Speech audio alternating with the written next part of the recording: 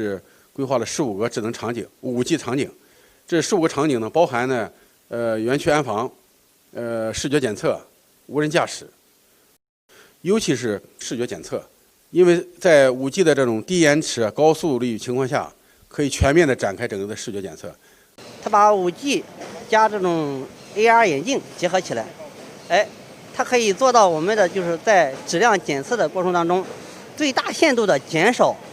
人的这种主观判断造成的这种波动，使数据更加的这种直观，更加的这种科学。